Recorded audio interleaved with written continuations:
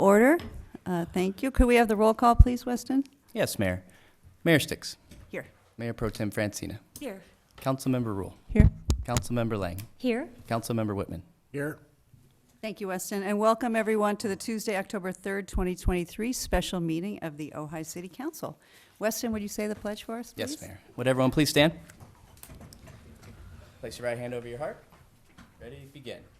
I pledge allegiance to the flag of the United States of America and to the republic for which it stands, one nation, under God, indivisible, with liberty and justice for all. Thank you, Weston. And is there a motion to approve the agenda? I'll move to approve the agenda. And a second? Second. Okay, all in favor? Aye. Aye. Aye. Okay, all right, thank you. And just a reminder that we will, there's only public comment on, because it's a special meeting on this one item, so we will take that after the staff report. So we'll move on to discussion. It's the first reading and introduction of an ordinance of the City Council of the City of Ojai, California, adding section 10-2.1411.5 to the Ojai Municipal Code, regulating valet parking. I sound like you, Matt, reading numbers. Okay. Do you have a staff report? Yes, Madam Mayor, Thank briefly. you. So, as you'll recall, this item has come up a few times. Most recently, the council directed 2 meetings ago that we try to strike a deal at the September 12th meeting. So 2 meetings ago.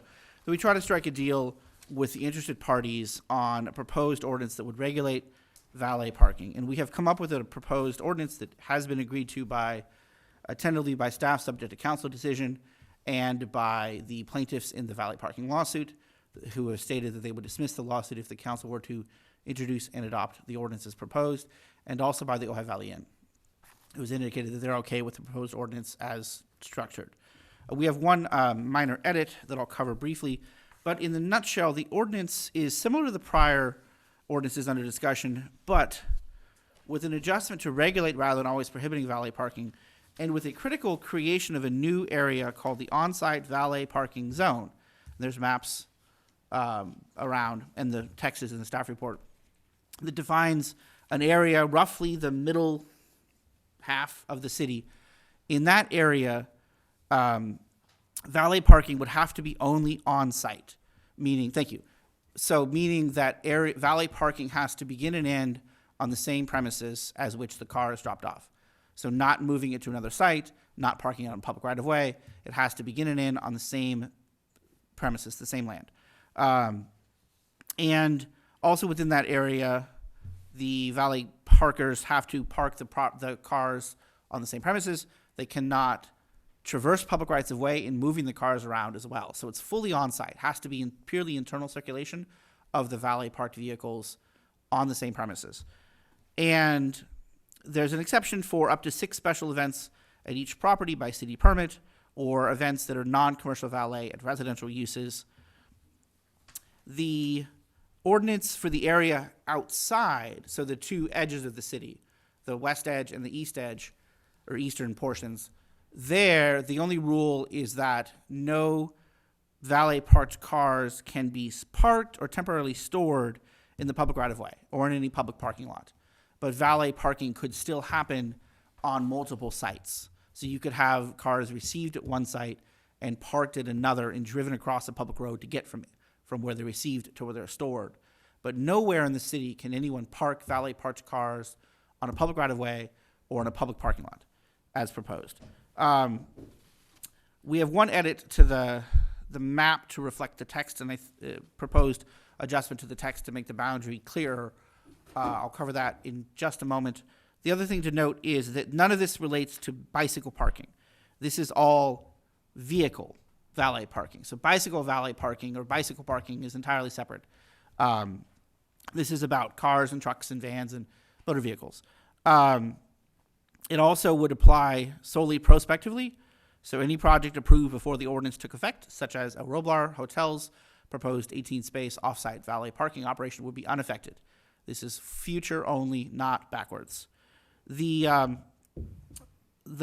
proposed correction to the mapping, do we have a way to put this up there? Is in the southwestern part, you see this sort of trapezoidal chute southwest. Cut that off.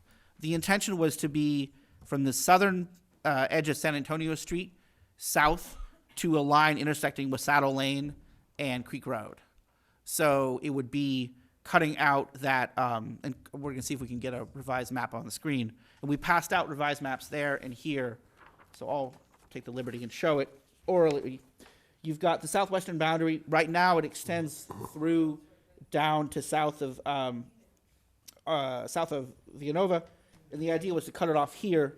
So it'd be San Antonio Street south to a line intersecting due west of the intersection of Saddle Lane and Creek Road, cutting off that southwestern trapezoid. So that is the proposed update to the map and the text, which shows up in two places in the western boundary delineation. And the last thing is that the discussions with the plaintiffs also brought to mind the note that there is this idea or this concern about persons with mobility challenges and what to do for folks with mobility challenges. And there the negotiators recommend, and staff concurs in this recommendation, that the city proceed, if the council so approves, with a feasibility and a needs assessment as to whether there is a need for public and private parking management strategies for persons with mobility challenges. The idea being to figure out two questions. Number one, is there a significant need for city intervention or city assistance in the space of persons parking who have mobility challenges, which could look like a number of different programs, but is there a need? And if so, what is the scale of that need? And if there is a need and this scale is significant, as opposed to just one or two people, significant enough to warrant investment of city resources, then what are some options to handle that, to meet that need, so to speak? So we would recommend that the council, if so inclined, authorize that initial step, which would be the feasibility and needs assessment, and we would look to Mark and his staff to develop the how there, but start with an appropriate feasibility needs assessment for parking management strategies for persons with mobility challenges, recognizing that in part valet parking can help folks in that situation, but isn't the only solution. And with that, staff would recommend that the council introduce the ordinance as proposed with the adjustment as discussed to the southwestern boundary. And we're here for any questions or comments. And I would suggest as an order of operations, we take council questions, then public comment, and then council discussion and action is desired. Thank you very much, Matt, and thank you for all your hard work on this. Mayor Pro Tem? Was the zoning change driven by the Ojai Valley Inn so they could use their parking, their off-site parking? That was part of it, yes, was to ensure that the Ojai Valley Inn would be unaffected. The other goal of it was to ensure that the original intent was to define as the plaintiffs put it, a core area that would be given a different set of rules than the periphery. Okay. So that rule applies to any business in that area. For example, if Boku wanted to do something, or Right, if Boku, which is outside the boundary, wanted to set up some sort of off-site valley parking system, would be able to do so in compliance with the other rules and regulations. And I will note that there are hotels extant hotels outside the on-site valet parking zone on both east and west sides. Not just the inn. So the inn and the Rancho Hotel on the west side, and on the east side, the Hummingbird and Casa Ojai are both on the eastern portion, thus able to do off-site valet, although none of those four hotels, only the inn currently does valet. okay. And then I have another question that I want to be crystal clear on, and I think so with the public. The plaintiffs, or the people behind the initiative, have no objection to off-site parking, private off-site parking that customers find on their own.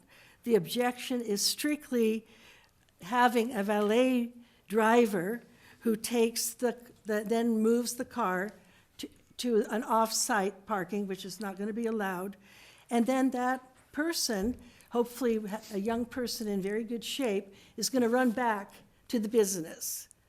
And the reason I ask that, because at one point, it was whispered in my ear back in 2021 that there was a fear that there could be off-site parking even outside the city limit.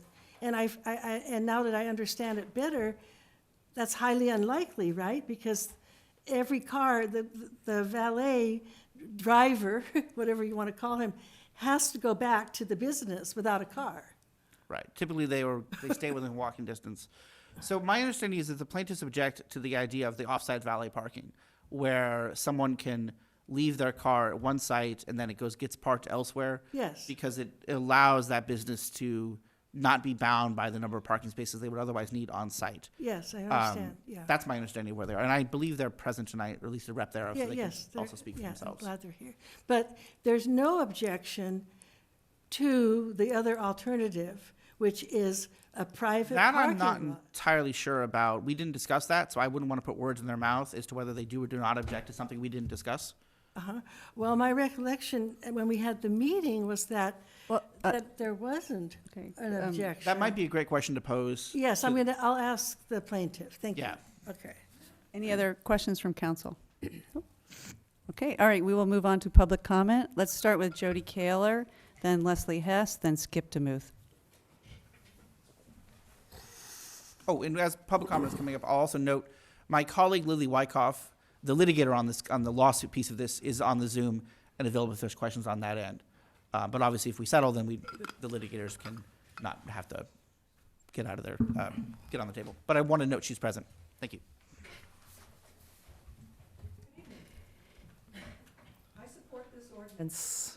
I support foot traffic for business, the quality of life that walking is, the social equity, the business equity, maintaining our charm and simplicity. No need to bring the car in and out twice. Passing this ordinance would be nice. Thank you. Thank you, Jody. Next, we have Leslie Hess, then Skip DeMuth, then Jamie Fleming. Hi, everybody. I'm Leslie Hess. Thank you, Mayor Sticks, council, and staff for all the work that you do for us. I ask the council tonight to vote yes on this ordinance. This council has been proactive and long-sighted on several actions you've taken recently on 3 ordinances that are forward-looking and meaningful. You improved the chain store ordinance by tightening it up. You adopted the local climate action ordinance, and you enacted rent stabilization. These ordinances protect Ojai. Thank you for doing those 3 things. What weaves these together with on-site valet parking is that they all relate to social equity and our quality of life here in Ojai. This ordinance, along with the others, will help keep Ojai livable for residents and attractive to visitors. Thank you. Thank you, May I Leslie. ask now the question? No, you requested that one of us answer questions, so that'll be Tom Francis. He'll be answering. Oh, okay, thank you. Okay, next, we have Skip DeMuth, then Jamie Fleming, then Drew Mashburn.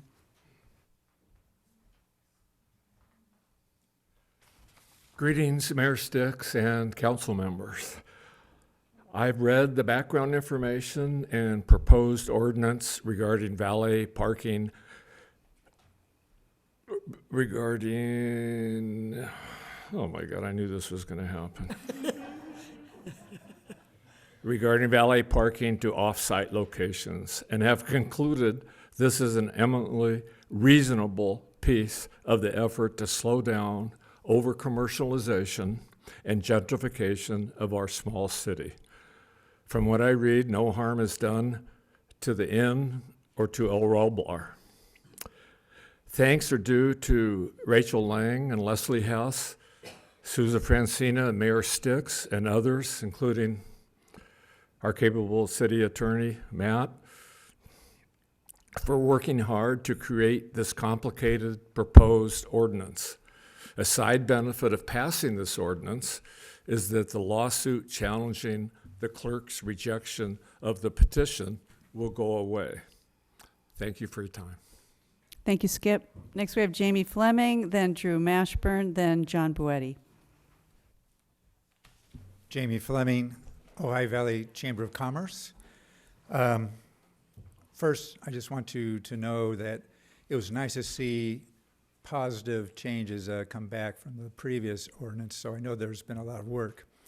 I need some clarity. I was sitting here and on the ordinance, the proposed ordinance permits off-site valet parking or up to 6 special events at each property within the zone. So we're talking about within that zone, we can have off-site 6 times? Because that seems to be Mayor how Council, you it want me to reads. answer the question? Yes, so the ordinance doesn't apply to special events that get a city permit, and that there's up to 6 special events at each location per year. Okay. I think that's a huge step, at least in the right direction, because we're actually using our permitting process, which is what I talked about last time. What still throws me is that we've come up with a number 6. I am not sure why we did that, and so my suggestion would be that we maybe make the number 6 a trigger. And then I would recommend that all we do is adjust this ordinance to say, okay, so if someone actually needs to go for maybe a really good reason over 6, it triggers more review, maybe with the planning commission or some higher level, so that we just do not arbitrarily block things completely still in this town. We should always have some process in place. Thank you, Jamie. Next, we have Drew Mashburn, then John Boetti, and then Bill Miley.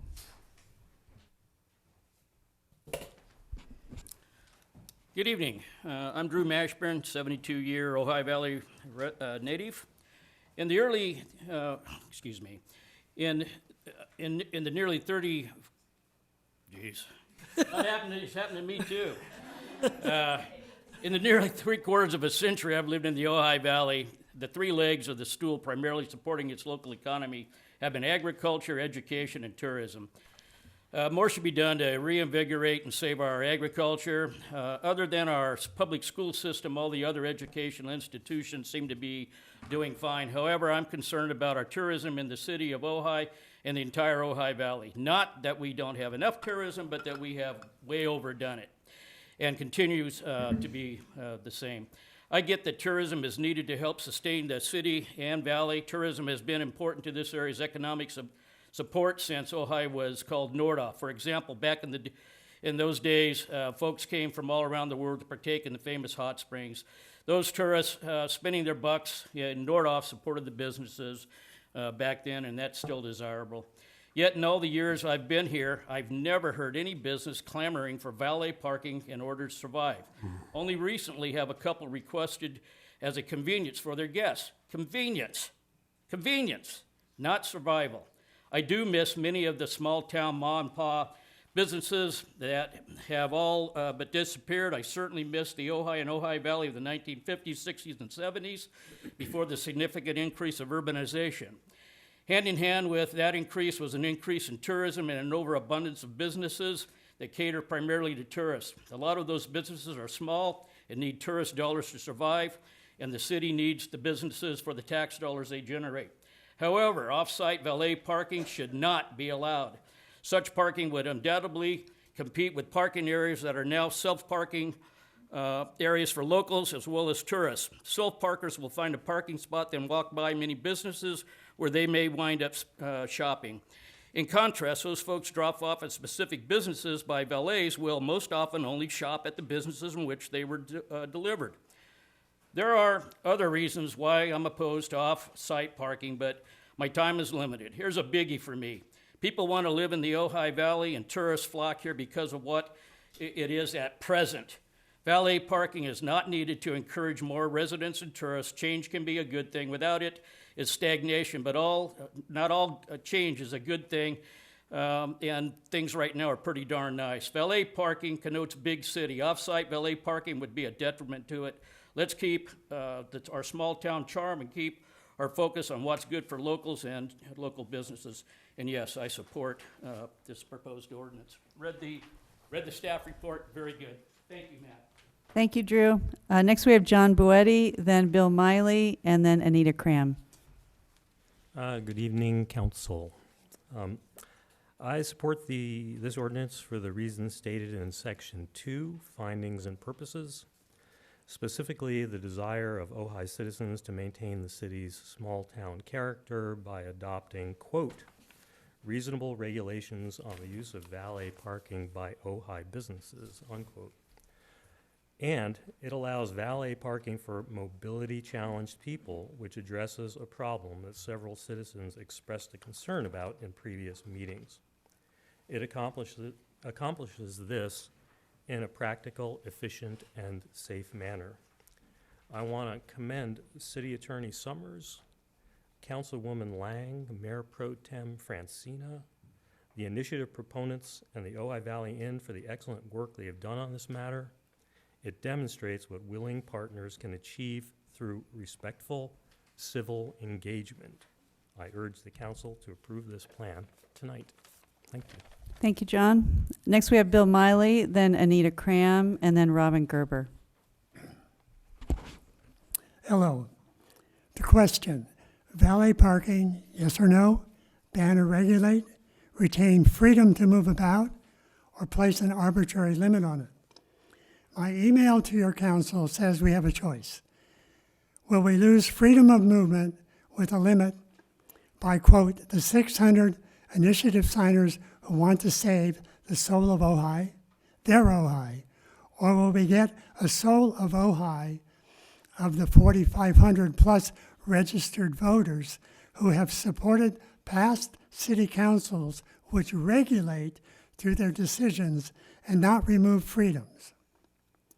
What is the soul of Ojai? Freedom of choice is the backbone of our nation. It's an element of who we are. We regulate for public safety, public health, public welfare. All three are basic elements of our laws.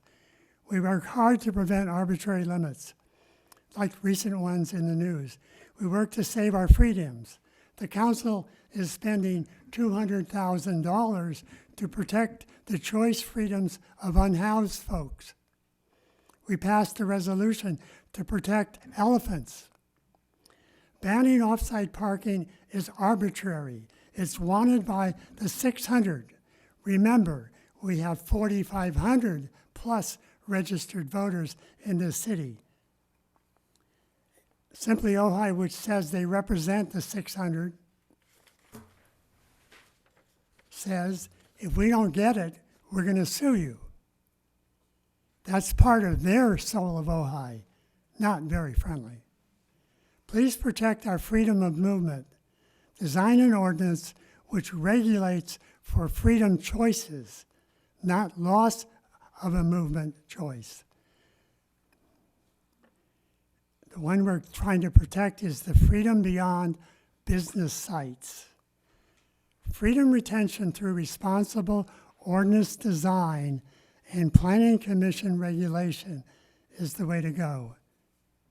Retain freedom of movement choice, please. Thank you. Thank you, Bill. Next, we have Anita Cram, then Robin Gerber, and then Larry Steingold. Good evening. Off-site city-wide valet parking in Ojai is not in the best interest of our community or for maintaining our small-town character. We do not need to bend over backwards to take care of people who do not live here, particularly at the expense of our community members. This for-profit scheme would be a perk for visitors and up the ante for those of us who live here to try to find parking. Valet parkers are very resourceful at sequestering parking spaces for their sole use and increasing their profit margins. Valet drop-off points in our city would be one more point of traffic snarl in our small town. This is preferential treatment. Visitors can park and walk. What a concept, walk. The proposed ordinance before us tonight allows for some valet parking while still protecting public right-of-way and public parking from being overtaken by for-profit valets. It's a good compromise. On a side note, I tuned into the Earthkeeper Summit this past week. Deepak Chopra was asked, what's the school of the future? He said self-realization. He also said the Indian scholar J. Krishnamurti built such schools in India. There was one in Ojai. There is still one in England. We might think he was mistaken, but no, he wasn't. What he said was to point. That was for our ears here, Ojai. Ojai is changing. Spirituality and exclusivity do not coexist. City Council is in a powerful position to keep the spirituality that has been a core of our community way back from when they meditated in tents at Besant Meadow, and there forward, probably even before then. Today, it's valet parking. Tomorrow, it's a housing development that is marketed as affordable, which isn't. Will be another exclusive perk. I implore city council members to remember who we are. Every decision you make here can take us further away from that core spirituality that Ojai is so well known for. It can bring us closer, or it can remain neutral. We don't want this to become a legend, lore, that, oh, one time Ojai was a spiritual community, but exclusivity came in and squashed it. Thank you very much. Thank you, Anita. I need clarification, Mayor. May I ask? Is that I can okay, ask the Council? city attorney. Sure. You can ask, the It's- members of the public do not have to answer any questions, but of course No, you can well, I ask. can ask you. Yeah, It I have to answer seemed- your questions, it- yes. Maybe I'm mistaken, but it seemed like the speaker is under the impression that valet parking can go on a public parking lot or on the street, and that's not the case. Valet parking has to go on a parking lot that the, okay, that's what I want clarification on. So I didn't understand your conclusion that we're gonna, excuse me? She said she didn't say that, and let's move on. But that's what I heard, and I just want to Well, make sure that that's I think not. I think we have the clarification. She didn't mean that. Well, I still want the clarification from the city attorney that valet parking, as it's described in this ordinance or understood by this ordinance, is not going to take up parking that the public would use. Is that correct? Would you like me Those- to reread what I said? No, I just want the clarification from the city attorney. Under current law today, valet parking in the city cannot park the cars on public right-of-way or public parking lots. And I don't believe that's happening in any valet operation that's operating now in the city. This proposed ordinance in section 10 to 1411.5 sub D states that directly. No operator shall park or temporarily store any vehicle anywhere in the city during any valet parking activities in any portion of the public right-of-way or any public parking facility. So Yes, that's the current rule by default. This ordinance would codify that rule. yes, that was my understanding. I just want the public to know that the valet parking would not use parking that the citizens of Ojai would normally use unless they're spending the night in the hotel, which is unlikely. They'll know where you know what I'm saying, right? That's correct. There's a difference between parking the citizens would use, that's not a legally defined term, Okay, versus the parking on public rights of way or public parking lots. Those are legally defined terms. okay, thank you. Okay. Next, we have Robin Gerber, then Larry Steingold, and then Sherry Ann Kate. Mayor, members of the council, I'm Robin Gerber. I live in the city. I want to talk about three untruths that this issue has brought up. First of all, the 600 or so voters who signed the Hess Francis Simply Ojai Notice of Intent to file a petition are not necessarily in favor of having a valet parking ordinance. The 600 signed a document to allow a petition to be circulated to put the valet question on the ballot. The 600 signed a statement, mostly full, of the Hess Francis Simply Ojai gobbledygook about preserving our historic rural town that's being overrun by tourists, losing our soul. Supposedly run amok valet parking endangers all that. So who wouldn't have signed? 600 people did not vote to ban off-site valet parking. They did not even sign the actual petition that laid out the plan to ban valet parking. They signed a document to take the first step to get a signed document to get a signed document to take the first step to get a citywide vote. So anyone who gets up here or sits where you're sitting and says 600 Ojai voters want this ordinance is lying. Untruth number 2. The Hess Francis Simply Ojai efforts costing this city a great deal of time and money have nothing to do with valet parking. Banning valet parking was a cynical tactic to stop the El Roblar Hotel. Do we not remember how council agreed to the Planning Commission's approval for the hotel, but then Hess Francis and Simply Ojai forced yet another hearing before city council, more staff time, more money. And when they lost again, they tried to bring the initiative that has become the legal knife that has forced us here today. If these people want to govern, why don't they run for office instead of hiding behind lawsuits, appeals, and complaints? The truth is that valet parking was never about valet parking. It's about stopping development. And untruth number 3, we needed this special meeting. Nope. We needed a special meeting to move forward on the code of conduct and other priorities you spent an entire meeting working on. This meeting was jammed on the calendar because of the legal costs of delaying settling Hess and Francis and Simply Ojai's legal terrorism. Apparently, Leslie Hess has untold sums of money to fight the outrage of valet parking, but the city does not. So tonight you're poised to encourage more governing by whatever arrogant citizen or voter has bags of cash and lawyers on call. But at least try to tell the truth. Thank you, Robin. Next, we have Larry Steingold, then Sherry Ann Kate, and then Jay Simons. Larry Steingold, resident. I fully expect you people to approve this ordinance because of Hess Francis Simply Ojai lawsuit. Why? Because they put you in office. They supported you. So you're rolling over and helping them. Makes great. But the attorney says, oh, wait, there's no money involved, so you don't have to recuse yourself. If it looks like a duck and quacks like a duck, it's a duck. All right, so I fully expect that. The Ojai Valley Inn, great. Mothership, your words. They're being carved out. Why? Because it's a separate lot. It's on the other side of the bicycle path.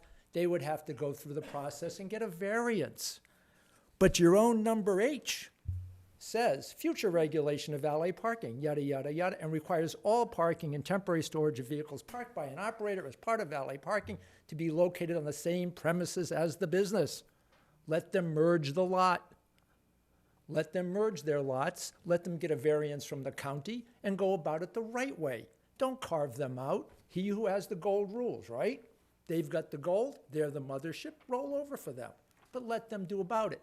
Don't carve them out. Otherwise, carve everybody out.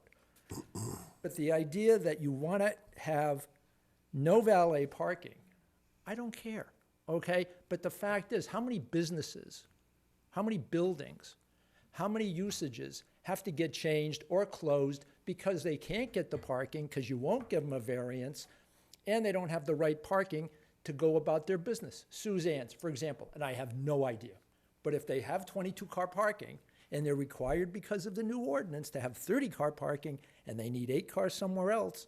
Are they going to valet, though? No, they're going to tell their customers, go park over there and walk across the street with no sidewalks, or maybe there are sidewalks on that side or not. Or do we have shuttles? Maybe we have a shuttle business for the handicapped, ADA. That's a good thing. Why not? Who's going to get the contract? Are we going to put it out to bid, or is somebody going to get it as a grant? Okay. But it's more importantly, just be honest. Why are we doing this? You want to regulate parking and not have it on side streets? Fine. No kiosks on Ojai Avenue. They would need 3 cars to park on valet parking anyway. So you can regulate this thing to death, but don't prohibit it. There's got to be a pathway to somebody to get valet parking. Just like the Rancho Inn. They had to get parking to have their venue. They were told, hey, you need parking spaces. So they went up and tied up a church. They tied up a property around the corner. They tied up some other ones. No problem. They're not having valet. They're having people walk back and forth. Do you remember the conversation? What if they're drunk? What if they're stoned? They're going to be walking all over the place. Not a problem. That's okay. But just be honest why you don't want valet parking. Because there will be businesses that can't operate, they'll sell. I'm not against prohibiting valet parking, but you need to have a pathway to get to it. Thank you, Larry. Next, we have Sherry and Kate, then Jay Simons, and then Renee Roth. Well, forgive me for always going to the past, but bear with me for a moment. I remember in the early 90s going to Chaparral Auditorium, and it was to reevaluate the general plan, to receive public input about what did we want in our general plan.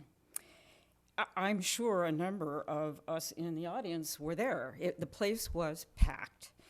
And they had these giant flip charts all around the room, and each one of the flip charts had a different element of the general plan, and with space underneath for people to write with the markers what did they want to see going forward in the general plan for our city.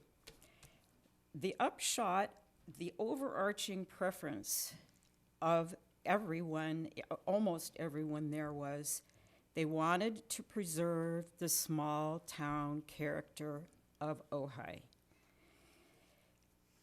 Valet parking in no way is a characteristic of a small town. I don't know of a single small town that has any kind of valet parking unless it's on the business property itself, a la the Ojai Valley Inn. The city manager and the city attorney's proposed valet parking ordinance represents a compromise. What a concept. As long as businesses park their patrons' cars on their own business properties, except for a few occasional events during the year, most of us could probably live with that. Just addressing Jamie Fleming's comment, like, well, 6 could be a trigger. I already think 6 is too many, because that's every other month, and every business could do that every other month, and now we've got special events and valet parking all the time. But I'm okay with the compromise as it's written. So I urge a unanimous yes vote on this proposal. And thank you all very much for the time and effort that you put into this. I know it's not an easy job trying to protect our precious little city. Thank you. Thank you, Sherry Ann. Next, we have Jay Simons, then Renee Roth, then Karina Wright. City Council staff, again, thank you for the hard work that you have done on this. This is not an easy thing in any sense.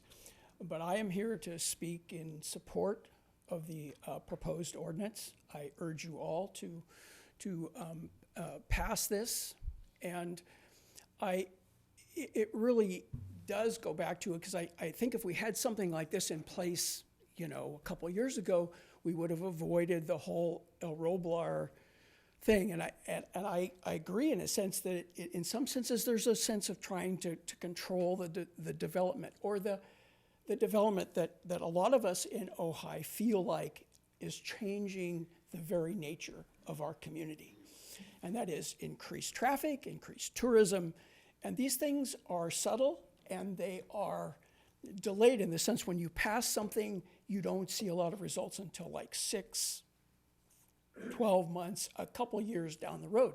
And we're seeing that. So with the El Roblar, it's obviously, it's water under the bridge. It's happening, fine. But I really hope that this ordinance will protect Ojai going forward from developments like that. Thank you. Thank you, Jay. Next, we have Renee Roth, then Karina Wright, and then Joe McDonald. Good evening, Mayor and members of the council. I am Renee Roth. I live in town. So, first of all, Mayor, how did we get here? How many times has this been on the agenda for the city council? Really? How many times? 6 times? 7 times? 8 times? This has been on the council with staff having to do a report to try to figure out what to do about somebody who's complaining about our little town and how to keep it a nice little town. So really, how did we get here? It seems rather dysfunctional and dishonest to put this on a special meeting agenda like this. It really does. It really stinks to me. So as far as I'm concerned, this is really dirty city politics. This is dirty politics. This is how dirty politics is run. You put it on the agenda. You have many people who say they're going to sue you. They're going to file a lawsuit. They don't like what you're doing, and they're going to threaten you, and they're going to manipulate you, Betsy, to put it on the agenda again and again. This has got to be humiliating, personally, for you to have to do this over and over again. So a small group is attempting to plunge us into more chaos and uncertainty over valet parking. Really? Really? Don't you think the city has better things to do than to monitor how many times somebody has come up and requested a permit and they get a check mark for 6 or 7 or 8 and they're out? It's not allowed? You know, I really am opposed to this kind of public policy. This isn't how it's done. This really is not how it's done. So we need real engagement. We need real leadership. We need real transparency. We need to get people engaged. For the first time, somebody asked the Ojai Valley Inn, oh, you might not be able to use your parking lot that's right adjacent to your property? That just came up? That is just like, that's not how you run government or make public policy. You work together. Jamie Fleming came up and said at the last meeting, we don't have a problem with valet parking. We really don't. And there are methods in place for how to do this. There are methods in place. We have a planning commission. We can meet. We can talk about it. But let's try to cooperate and come together. How about if the help of Ojai parking lot is able to be used for across the street, the Ojai Art Center Theater? People have said, why can't we use that as a public space for people? Thank you, Renee. Let's cooperate. Get people together to up our parking options. Thank you. And just to confirm, go ahead, Councilmember Lang. I just wanted to clarify for Renee and others that actually I was the one who reached out to the city attorney to ask to have this on the meeting. It wasn't Betsy, it wasn't the mayor, and that's because of the legal deadline. So I just wanted to clarify that. So there is the reason for the. Thank you, Councilmember Lang. Karina Wright, and I'm just going to ask the audience to please refrain from side comments because it's very hard to hear when you're talking. Next we have Karina Wright, then Joe McDonald, and then Teal Rowe. Hello, good evening. Thank you, Mayor Sticks and council members for holding this meeting. I really came down here tonight to applaud you and let you know that I support you in your vision to make sure that Ojai is developing in a way that we can all feel good about. And having to put forth ordinances like this is a big job. And I know we addressed this a couple of years ago and everyone was really panicking. I was panicking. I was imagining this whole LA scene with traffic and people getting out in their stilettos. And why did I move to Ojai if we're just gonna have this? So I really wanna support you in going forward and figuring out this compromise, what you did, which is not necessarily how I would do it. I would just say no. So that's why I'm not in government. So thank you for that. And I urge you all to vote yes on that. And, you know, things change. And that's why maybe next year or 3 years from now, people will say, you know what? We need more valet parking. And that's why these ordinances are not forever. So this is what we need right now to protect our small town feel, and I urge you to vote yes, and thank you for your time and for your service. Thank you, Karina. Next we have Joe McDonald, then Teal Rowe.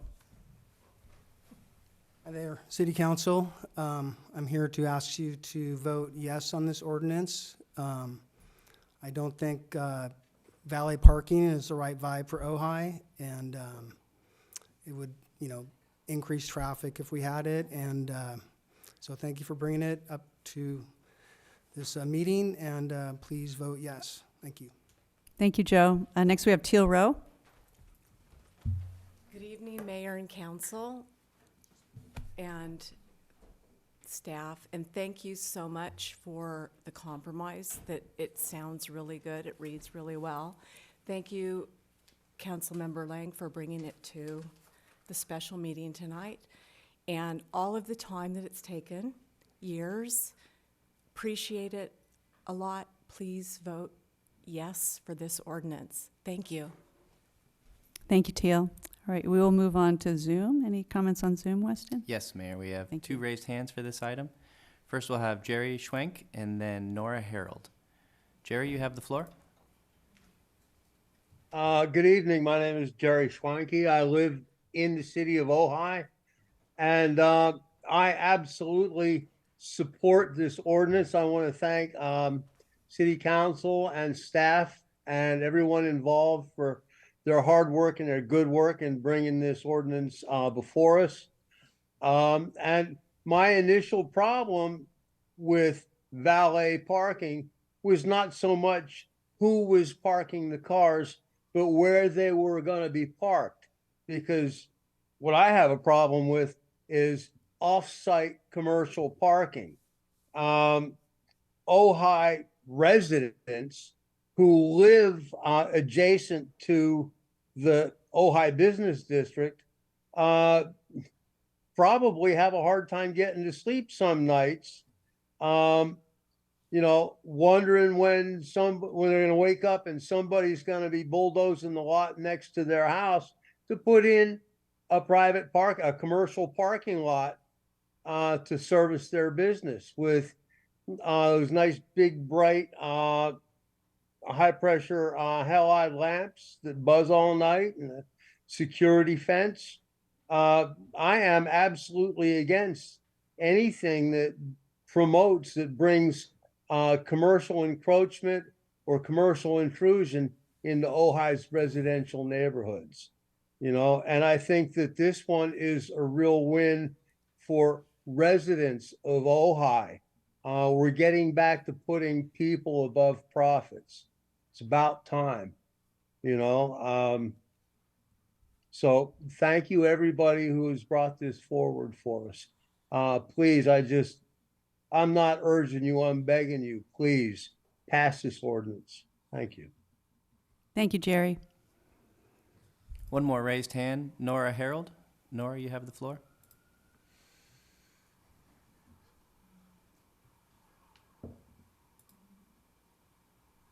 Nora, are you there? Oh, yes, I was muted. Thank you, Weston. I'm sorry I can't be there with you all tonight. I'm home with a bug. I really want to thank you all for your work on this and appreciate you all so much for your commitment to the health and beauty and sweetness and specialness and magic of this valley and our lived experience here. And it's not the first time citizens and council have had to say no to a particular kind of growth to facilitate that. And this is what I see you all doing. I see you continuing to facilitate the specialness that Ojai is. And when Anita spoke about spirituality and exclusivity not being able to coexist together, that really hit me. When I moved to the Valley 14 years ago, we moved here in part because it was known for being, a spiritual hub. I don't really think it's interpreted that way so much any longer. I don't see it spoken about that way so much any longer. And that makes me sad. And it's not because it's not true, because it certainly is. It still is as healing and magical and wonderful as it was when we first landed here. But what I see Ojai becoming known for is our restaurants and our hotels and our shops and becoming another tourist hub and finding balance is just so important. So it seems that this ordinance finds some balance here in this one way, and I wholeheartedly support it. I support all of your work on it. I say ditto to everything everyone else has said, and wish you all a great night. Thank you. Thank you, Nora. Get well soon. That's it, Weston? That's all, Mayor. No more raised hands. Okay, we will move on. Wait, Mayor? Excuse, I'm going to finish my sentence. We're going to move on to discussion because we're No, finished. Yep. we can't. I want to keep the public open, the public comment open, because we didn't hear from Tom Francis. Or unless you can answer my question. I think my question is very important and needs a clear answer. I'm not sure if Mr. Francis put a card in. He did not. If you have a, You want to restate your question, and then we maybe Yes. go from there? Okay. My understanding is there's no objection to private off-site parking that customers find on their own. The objection is strictly of having a valet driver who then walks back to the business. That's the essence of my question. If it needs further clarification, I'll give it. So I can't speak for Mr. Francis, nor Ms. Hess, nor the plaintiffs, because we didn't discuss the non-valet situation. We discussed the valet situation. Okay, but my recollection is that we did, maybe you were, he wasn't there. Rachel and I did ask, and the answer we received was that it did not affect off-site parking. Self-parking. Yeah. You know, private, if a restaurant is successful and they notice their customers parking, the customers I lived, okay, now you can close. I might be able to clarify this point. Okay. There's a difference between required off-site parking and simply people finding a space to park on their own. So the city's code currently requires all parking for a business that is all required parking. So a business that needs 10 spaces for its whatever under the parking standards, those 10 spaces have to be on site unless the planning commission through CUP approves off-site parking within 500 feet or adjustment by variance, if as has been done in the past. That off-site parking under the city's current code could itself be valet instead of self-parked if the planning commission so approved, as was done for El Roblar through the council. This ordinance would prohibit that in the defined zone, but it would still allow off-site parking, self-parked, as part of the minimum required parking spaces if within 500 feet and approved by the planning commission, or if beyond 500 feet distance, approved through variance. And none of those requirements, that's all about the required parking spaces off the required minimum parking spaces. None of this regulates people simply finding a place to park that's a legal place to park and walking to a business. The city cares or regulates the minimum number of required parking spaces. We don't regulate where people who might patronize business park on their own. And I don't think the plaintiffs care about where people park on their own. No. Their care is the required minimum parking spaces. I understand all that, but are you saying that if a business purchases, it's hard to imagine 500, say that a business purchases, first of all, you cannot put a parking lot in a residential zone. That's not allowed, correct? If it's an R zone, no. It can be in the mixed-use zone. The VMU is where that would come up. But my question is, can a business, if there's okay, let's take Seafresh. There's an empty. Let's use a generic example. Okay, a generic, okay. Restaurant. Let's say a restaurant, there's an empty lot next to the restaurant. It's been empty for decades. And the restaurant, not that I want to encourage driving, okay, this is not, and I'm not looking at this in isolation, because what we really need is a walkable town, a really walkable town. But say the restaurant wants to purchase the lot for parking. Are they or are they not allowed to do that? Right now, they can buy the lot for parking, and they don't need special permission if it's internally connected. So if the existing business has access to Ojai Avenue or whatever street they front on, if they can access the new parking lot they bought next door internally, no special permission needed. What if it's across the street? If it's across the street or you can't access it internally because of where the buildings are, then they can still do it. But if they want to count those spaces as part of their required spaces for the business, then they need planning commission approval, and it has to be within 500 feet of the business unless they get a variance. Okay. And if they want to, and that's if it's self-park, that would be allowed within the 500 feet with planning commission approval. If they wanted to do it valet off-site, then they would need Yeah. planning commission approval. Yeah. So how wide is the street? 20 feet, 40 feet?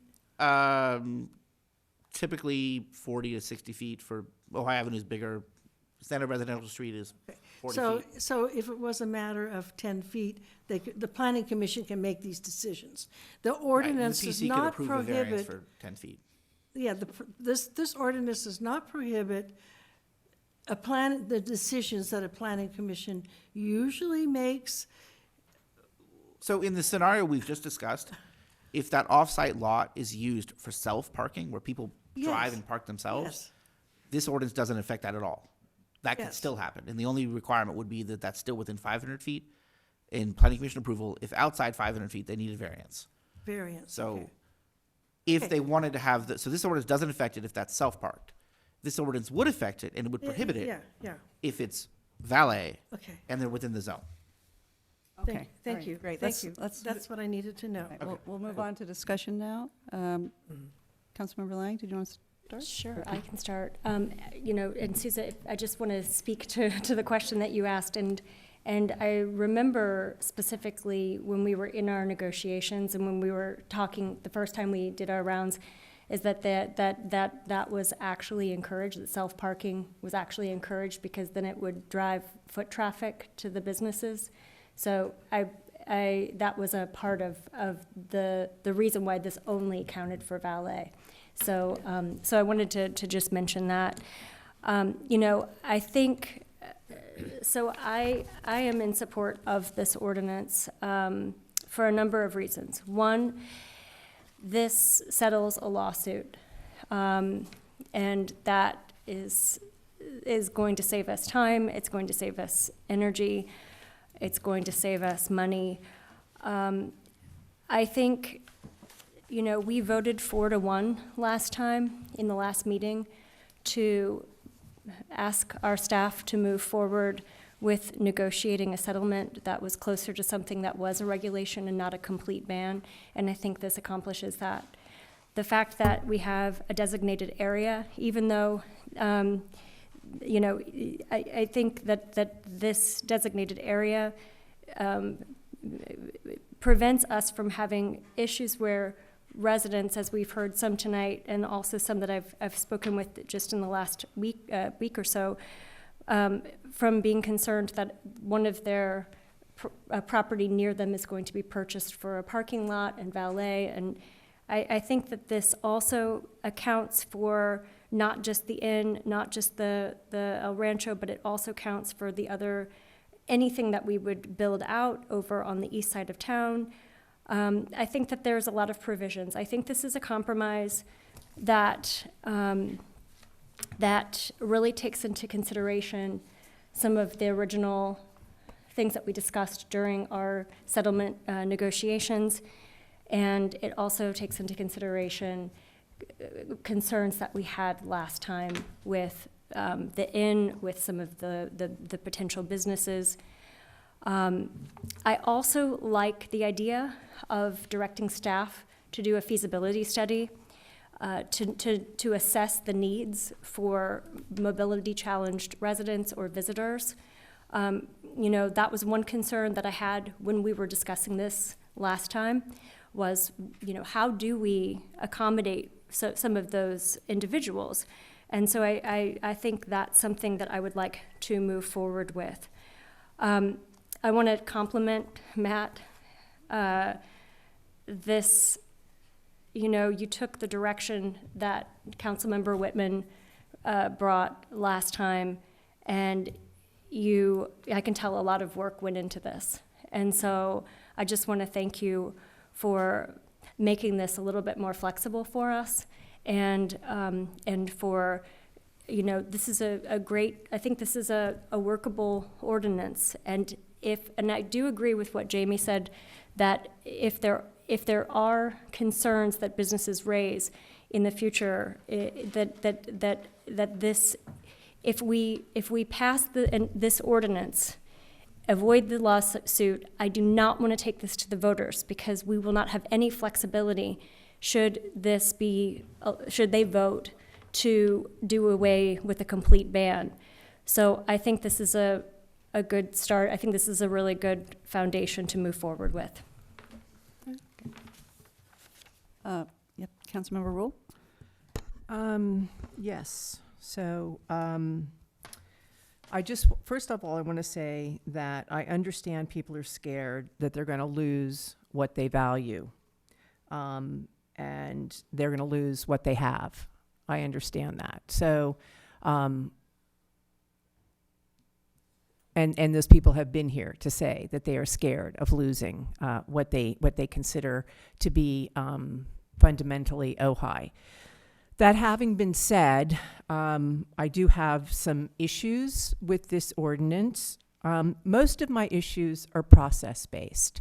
So just to give a little bit of history here, there was the previous council, Mayor Betsy Sticks and Sousa Francina voted to have the discussion. The previous council voted 3-2 not to.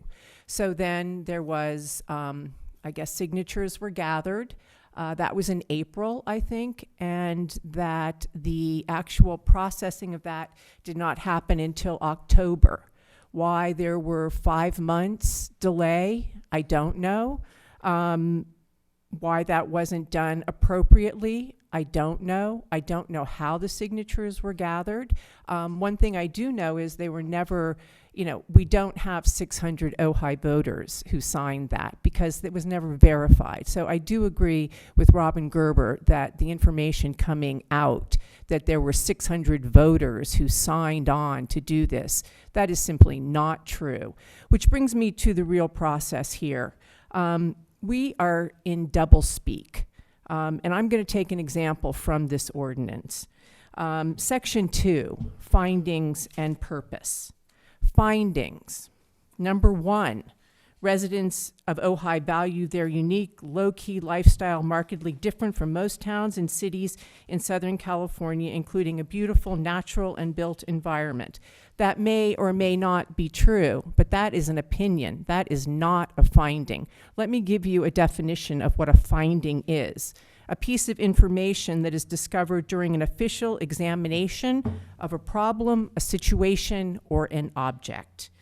And it goes on to say, in the past, our city council took positive steps to ensure this unique small town environment was maintained, including enacting the Formula Business Ordinance in 2007, which regulates the location. And I want to point out that the regulation, that was done in a holistic and honest way.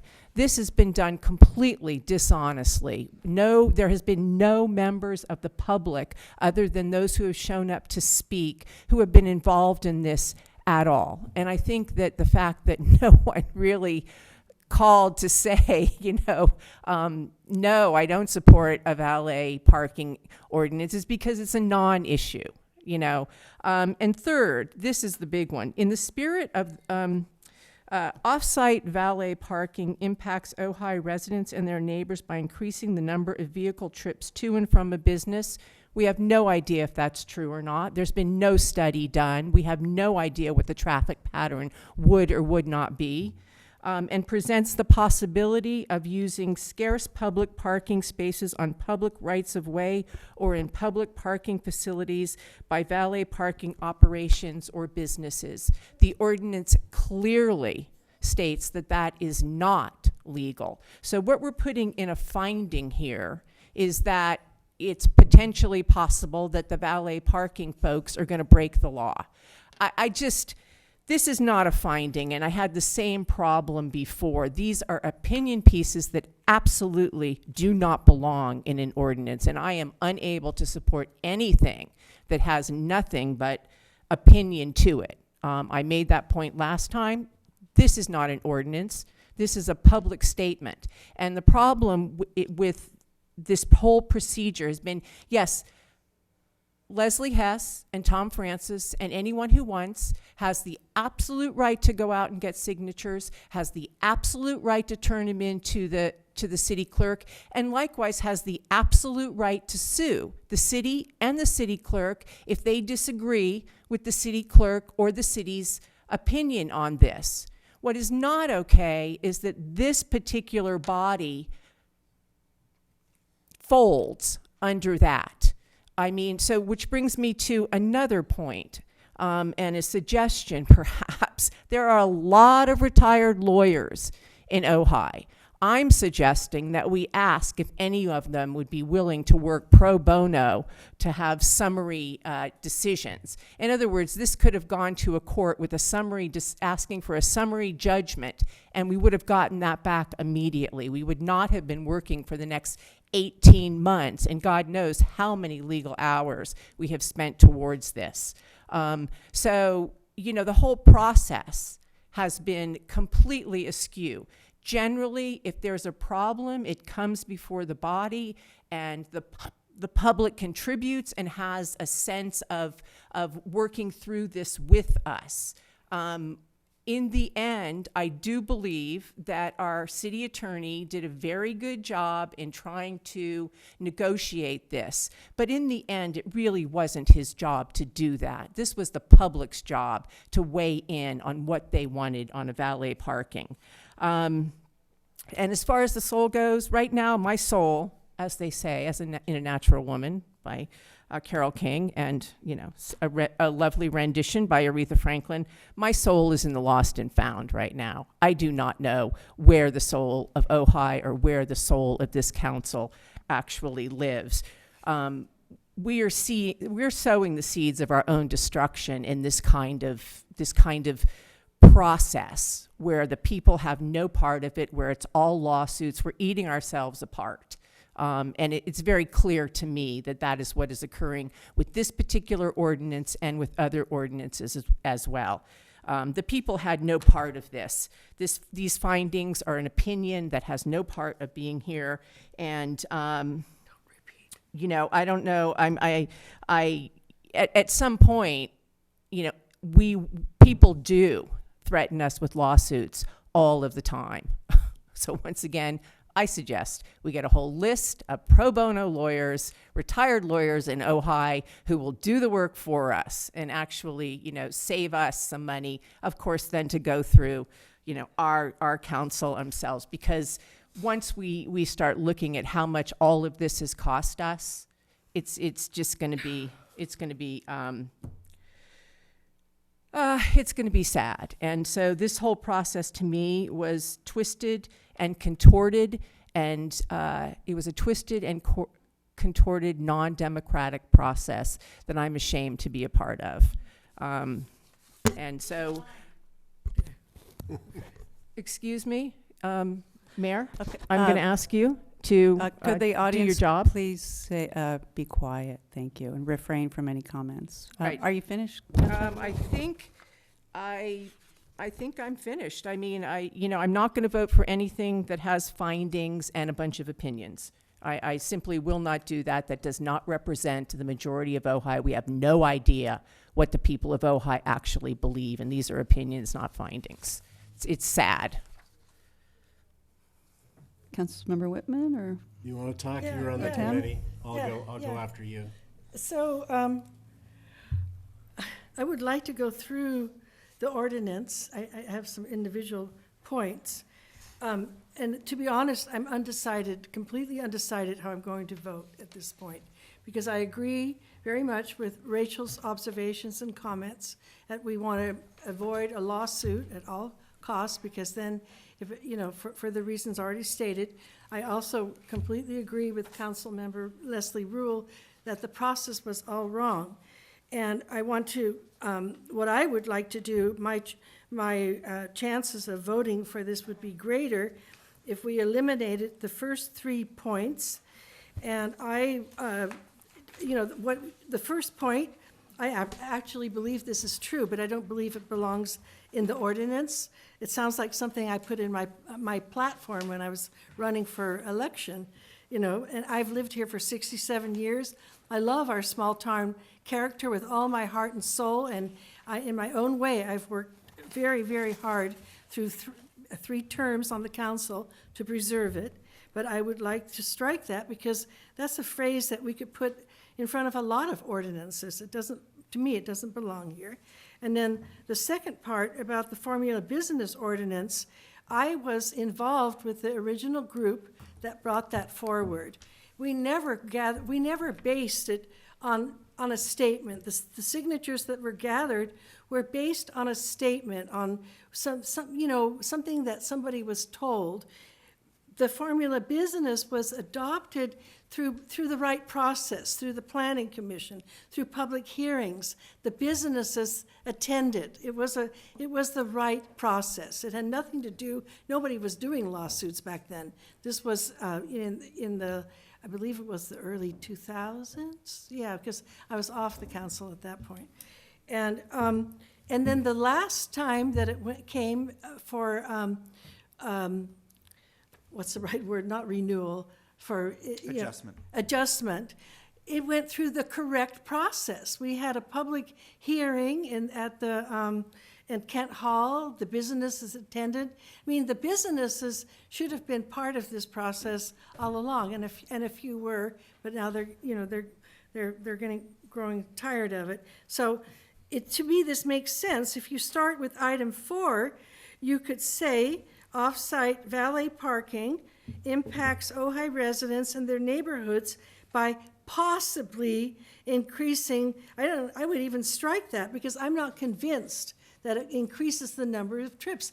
I honestly am not convinced because I lived at 206 North Signal Street for over 8 years, which is practically next door to the Elro Blar Hotel parking lot.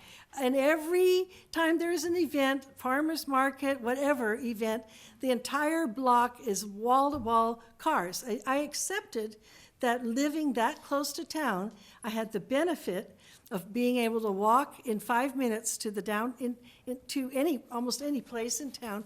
The price of that is that people park in front of your house. So to me, one of the unintended consequences, if we're not careful with the language, is we're going to have more and more neighborhoods asking for signs that say parking only for residents. That might be a separate discussion, but I could see that, everything in life has pros and cons. My job is to look at the pros and cons, and I am doing that with with all the intelligence that I can bring to this. That's why at the moment I see very clear pros and cons to the ordinance as written. It's greatly improved, no question about it, and I too am very grateful for the adjustments and the acceptance of the plaintiffs for those adjustments. I think everyone sitting here, I think, agrees that we never wanted valet parking allowed on the streets or in public parking lots, and we don't want big city kiosks. So yes, if you start with the first part with some editing, to me that makes sense. That's the starting point, is number 4. Do you want to read it, the rest, and tell me if you might consider that? Well, I think it'd be good to hear from everyone on the council first. Okay, let me go through. And then I already did ask the question, this does not impact shared parking. And I don't think it even impacts shared parking, valet shared parking. How would that work? What do you mean by shared parking? Okay, shared parking is, it's easy. A resident can, if they live near, say, a church parking lot, they can lease the parking lot for their event. That's the city, I don't think. Private leases are unaffected by this. Yeah, but say that we have the city has, there's a limit. I do not want to see any more parking lots built. I don't want to see parking capacity increase. But I do envision a future where we will remove the parking from parts of Ojai Avenue to create bike lanes and alternative vehicle lanes, okay? We will never have the kids off the sidewalk until we have protected bike lanes in downtown Ojai. So my thinking is how will this impact future parking, okay? I think we need to protect the number of the parking that we have, but the whole paradigm of parking is changing across the United States. There are numbers of books written on this. You go for example, to the site Strong Towns. Parking is going through the way cities are thinking about parking. Cities recognize when you increase parking, you're increasing the already car-centric infrastructure. You're inviting, every time you increase parking, you're making it easier for somebody to drive to town. When people that live 3 blocks from town realize that it's going to take them, if they live close to the Arts Center, for example, they end up parking further away from the Arts Center than if they had just walked. Pretty soon people figure it out that maybe they should have walked or ridden their bicycle, okay? This, we're looking at this in isolation, but I have a vision for the whole future walkability, alternative transportation. We do not know what that future looks like. We do not know how self-driving cars are going to impact all of this. So back to the original point, I almost lost it, but I'm coming back. If I were writing, I would delete. The shared parking is where business, and they're already doing this. There's a number of businesses in town. For example, there are restaurants that are open certain hours, and there's a hair salon that's open certain hours, and the two of them have gotten together and share. They allow each other's business. Instead of saying, parking for this business only, it's a shared parking. Or the bank parking lots are empty on the weekend. We could use that parking. We could negotiate. It might take some work, and it might take, conjuring up their community Mayor, spirit. I'm going to ask you to focus on the ordinance, though. Yes, but okay, so this ordinance does not impact that at all, unless. No, anybody can do shared parking arrangements like a bank leasing its weekend parking to the restaurant next door. That's unaffected by this ordinance with one big caveat. Yes. It's got to be self-parking. Okay. If they're in the zone as defined, the on-site valet parking, they couldn't do off-site valet, but they could have self-parking. So the restaurant could lease the space next door from the bank for restaurant patrons to park, and then walk over to the restaurant. Again, with the 500-foot caveat, but next door will be within 500 feet. Yes, but we're going to be looking to see how this impacts people with mobility challenges or people who may need valet parking if they park for an event, at a shared parking spot that might be, a good 15, 20-minute walk from the location. That's part of the second piece of the puzzle is the needs assessment for mobility challenge persons. Okay. We'll be to take a deep look at that question. We're going to look at that needs the council approves it, assessment. yes. Okay, so I actually like Jamie's idea of, I know some people think 6 events is too much, but I would be good with some kind of process and that would go through the planning commission if they. That's up to council. We could provide more than 6 permits, more than 6 permits may be approved by the planning commission, and then develop some regulations for that standard. We looked at council direction on that one. Staff has no preference. Also, the language here, it says permit applicant does not, at the same location, but what if they want to hold it at a different location? How do you handle that? It's tested 6 times per year per property. Per property, but what if they want to go to a different location? Then they get a different 6 count. So if I own 2 pieces of land in the city, I own a restaurant and another restaurant. Okay. Each restaurant gets 6 total. Okay. 6 for this restaurant, 6 for the other restaurant. Okay, I wanted to be clear on that. Okay, the next point is great, F. Okay. Now the language, where every time it says so for example, G, number 1, point 1, it's on page 3, where it says shall not include bicycle or electric bicycle as defined by California Vehicle Code Section 231. I would like to add or other you know, we used to be able to say human-powered transportation. That would cover scooters, all the crazy things that kids, you know, we've got senior citizens going straight up North Signal without walking, you know, they're standing up on these things. So well, yeah, that's what it's called. I would, just so there's no mistake, it doesn't include, you know, people drop those things off when they go to an event. Like, okay, let me explain, because, okay, for example, when we had Ojai Day, we used to provide valet parking for all non-motorized vehicles. So is it implicit that bicycles includes everything, or do we need to say other modes of alternative, less polluting alternative transportation, just to give it the right idea? There's no harm in adding that point, but I would note that vehicle is generally defined not to include scooters and segways and things like that. So the definition of vehicle, which triggers the valet standards, is where that gets picked up. But I have no objection to adding it plainly if you have that concern. You know, I've been and told. Ojai Day also has special city permission because it's a city event. Yeah. So that's something different. Okay, so again, I realize we can amend this ordinance in the future, but vehicle, actually, we want people to think of those modes of transportation as a vehicle and have them obey the rules of the road. Okay, one of the problems is that people in this car-centric society, they didn't grow up on the back of a bicycle or with good role models. They think of a bicycle as a toy, and it's really a vehicle. And it should be, in my opinion, there should be, you know, a test that kids should have bicycle safety education. It should be.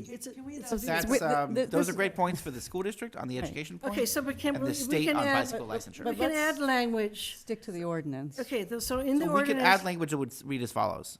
Subsection G1, which ends with vehicle for purposes of this section, shall not include bicycle or electric bicycle as defined by California Vehicle Code Section 231, nor any scooters, whether motorized or human-powered.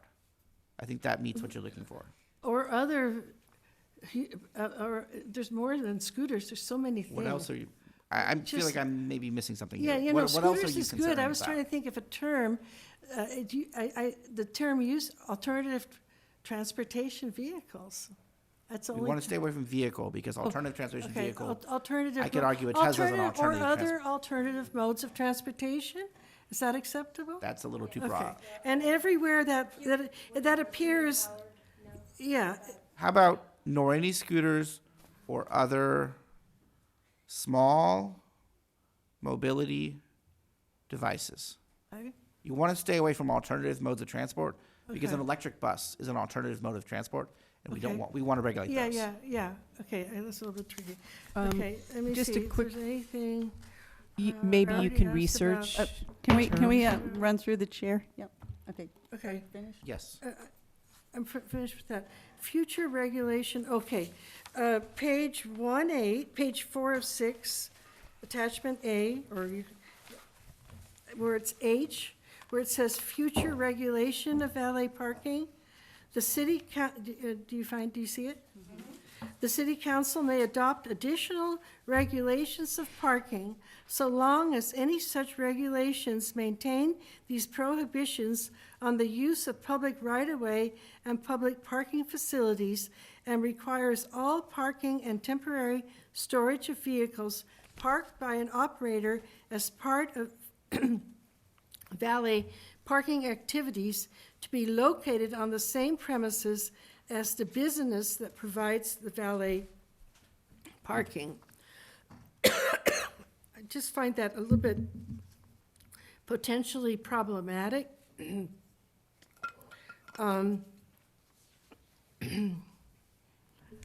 Because I would like, for example, I know you don't want me to name any business, but we've got a movie theater with no parking, right?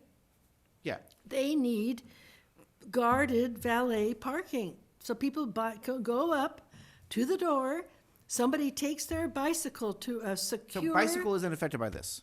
Okay. Nothing in this affects bicycle valet parking. And It's all about it can cars. be anywhere. Okay. This is about cars and not bicycles. My mistake. I just need assurance. Thank you very much. Happy Okay, to I'm clarify done. that. Can I ask a question about the scooters? There are some scooters that are gas powered. Souza, are you saying just Well, like? that's why it's tricky. Yeah. That's why, because it used to be that all these alternative modes were human powered, but now they're electric and gas. Right. Just So to- you have two big choices here. Uh-huh. Choice number one is to leave things other than cars and bicycles to another day. Choice number two is, as we were talking about, to make it clear that this ordinance doesn't regulate bicycles or anything other than cars and trucks and vans and vehicles. So those are sort of the same thing, just whether you're expressly or implicitly excluding non-cars and non-bicycles. Let's hear from Councilmember Whitman. Could I ask a really quick question based on Souza's question, please? So I'm going back to H. Yeah. Future regulation of valet parking, the city council may adopt additional regulations of parking so long as any such regulations maintain these prohibitions on the use of right-of-way and public parking facilities. So basically what it's saying is that you can make tighter regulations, but you can't make looser. Well, I mean, that's what I'm reading it to be, is that you have to maintain these prohibitions. What does that, I mean? That's what the language says exactly. However, the council can always amend the ordinance at will to drop that. Okay, so, Can we adopt, okay. if All right, we want to let's- amend it now? Okay, The thank current- you. Let's, the current uh, council's, one second. okay. The current council's declaring its intent to the future council, but because this is adopted by council at will by 3 votes or 4 or 5, it's amendable at will by 3, 4, or 5.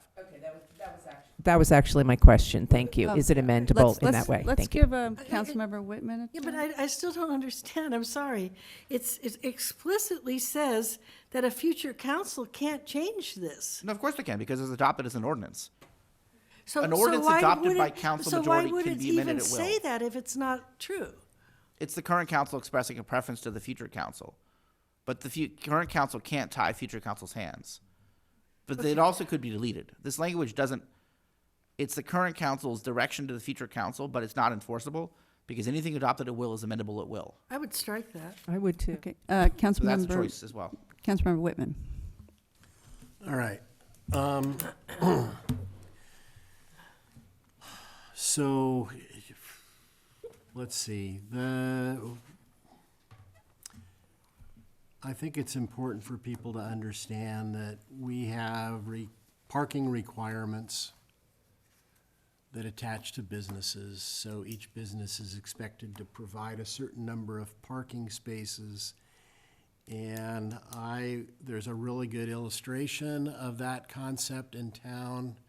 While I was on planning, the Polito project, which is where Jim and Rob's is, came to us. It was a fortress. It was 2 stories tall, the entire lot. And the planning commission and planning staff kept coming back to the applicant, telling them that you need to balance your parking spaces to your business space. And that's kind of a good visualization of what is at that space now. And there's 6 businesses and there's like this interior parking court. So the valet parking thing that we're addressing is partially an extension of that concept that businesses are to provide parking for their customers. I disagree completely with the idea that, something went awry with the procedure here. The effort was made to bring a valet ordinance to city council before the current city council took their seats, and they were not allowed to have a public discussion. And so, as a result of that, the proponents decided to come forward with an initiative. And the initiative gathered possibly a sufficient number of signatures. I would say it's not a lie to say that there were 600 signatures, but maybe it's more accurate to say that there were 600 signatures that never got to the point of verifying that they were residents. But in any event, the procedure is pretty important because we, as a body, there was certainly some disagreement within that, believe that it was in the city's best interest to not allow the initiative to go to court, and also, in the event that was successful, we did not believe it was in the best interest of the city that the ordinance, that the city voters would then vote, because it would remove our future flexibility for regulating parking. And so we as a body asked for the negotiation to take place. The negotiation did take place. And actually, went back for a second round of negotiations that I think created a lot more balance coming out of the proposed regulation.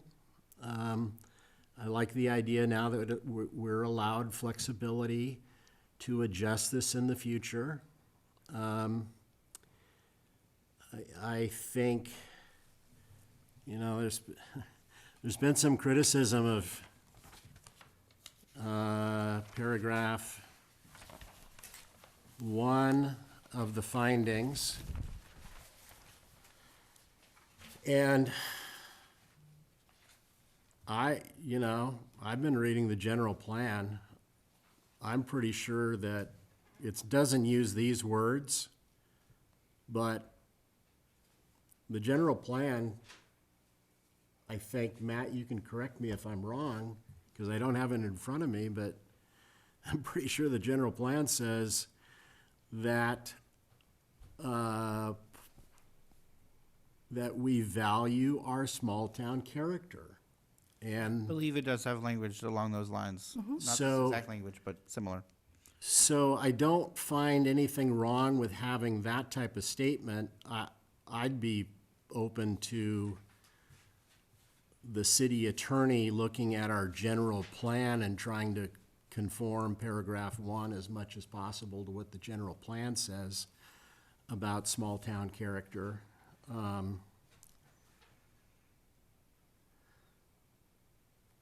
And I'm not sure why there would be a problem. Paragraph 2 might be superfluous, but I don't think it makes a difference one way or the other. Paragraph 3, I think, expresses some of the things that, at least the second of the 2 sentences, expresses something that I think Sousa's been promoting. It's something that Rachel has said was a part of the negotiations and the discussion and her support. So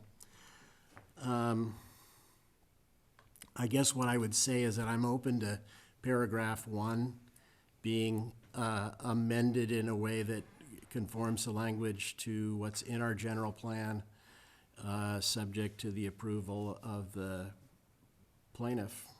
And the rest of what I would have to say is that the idea that we haven't found a need for valet regulation at this point in time is a two-edged sword, because we also have not historically thought that valet parking was noticeably absent from the events that we hold. Livy Park every year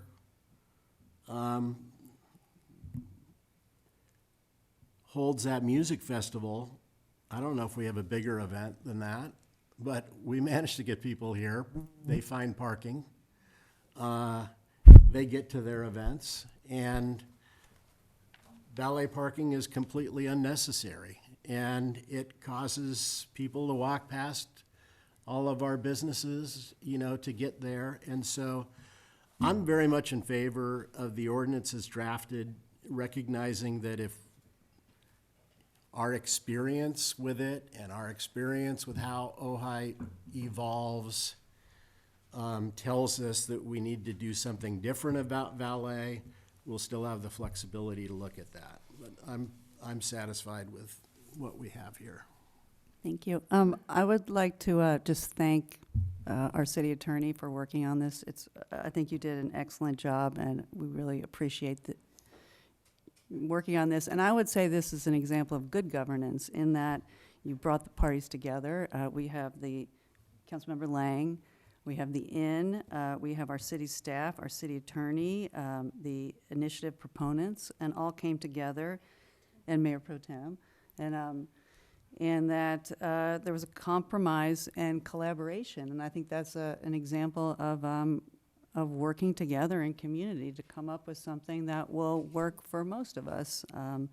And I agree with what you said, Councilmember Whitman, about looking at our general plan, and that line, the value small-time character, is clearly in there. That is a huge part of who Ojai is. And the idea that this maintains social equity, I believe, is really important.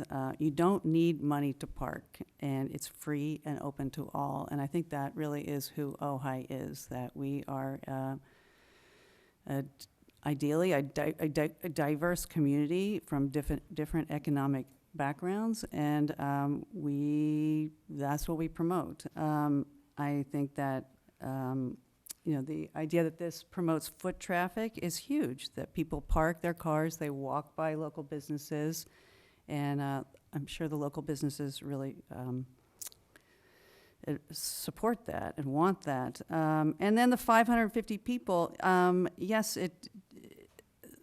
those were 550 people or so who were concerned by the potential growth of off-site valet parking. That's why they signed it. They wanted it to be discussed. It was not allowed to be discussed at a council meeting, so that was important. And I think our primary goal tonight is to come to some sort of conclusion. We do have a time limit, and I just think our staff, and Matt, you've done such a great job, and I think and that the inn is agreeable to this, I think is huge. And I think the direction to direct staff to conduct a feasibility and needs assessment is a great idea to figure that out. And that would be, that needs and feasibility assessment, that would be run through the city, which means it would not be private interest. It would just be a service that we would be providing for our residents. So, I'm not done. well, I'm not done either, so could I finish Yeah, but I was speaking? afraid you're gonna, okay. Good. Okay.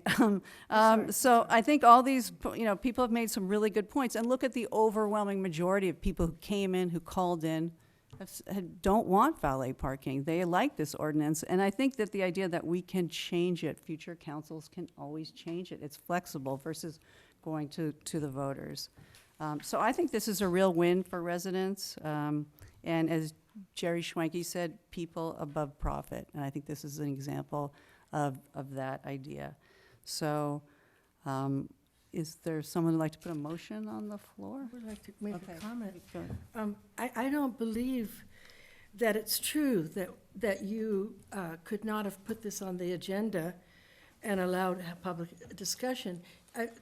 Correct me if I'm wrong, but you only attempted to put it on the agenda once during COVID at Libby Park, and at that time, you wanted to move it to the front of the agenda because of the number of public speakers. Well, I what remember that clearly. What happened at that meeting is that there was a motion, and 3 council members voted to take it off the agenda. They did not want to talk about it. So let me finish my sentence. They took it off the agenda, so we couldn't talk about it. I wanted to take a poll. That was the idea. We did not talk about it because 3 council members would not let us discuss it. Well, my experience has been, I have never had any trouble putting anything on the agenda if I really want it on the agenda. All you would have had to do was bring it back and have 20 public speakers ask for it to be put back on the agenda. I could have gone to one of those three, I would have been allowed to do that, and convince them that they should put it on the agenda. I say we I just stick want to to go the publicly, I want ordinance. to publicly state that I do not, that I question that your logic, I question it. I'm allowed to say that. I believe with all my heart that this could have been put on the agenda. Okay, you can, you know. Well, then, I guess the question would be, why didn't you put it on the agenda? I did not see it as a problem that I supported. I would have, you already knew that I supported putting it on the agenda. My question is, why didn't you try harder to put it on the agenda? But, you know, if you, I mean, that's, I think a reasonable person you can say that the process was fine, but I object to lawsuits and, you know, unnecessary lawsuits. I don't think it ever had to go that far. I don't believe that. My other point is that it's not that I object to the first statement. I believe that statement with all my heart and soul. What I object to is the implication that valet parking somehow would have a negative effect. I don't think that has been proven. You know, that regulated valet parking would somehow impact our small-town character. What is impacting our small-town character is the lack of traffic management. We're not managing our overall traffic. And if you really are sincere about equity, we would have public transport every 10 minutes by now. If you want equity, improve public transportation, create a lifestyle where people are not car dependent, create housing so that people don't have to drive from Oxnard to Ojai. All of that is impacting our small town far more than valet parking. To me, valet parking is almost a non-issue, something that the Planning Commission can regulate. Not that I object to, you know, fine-tuning this ordinance, but I don't feel that it's the central problem. And I think it's important that, you know, to me, it's important that I want to state that for the record. Well, I'm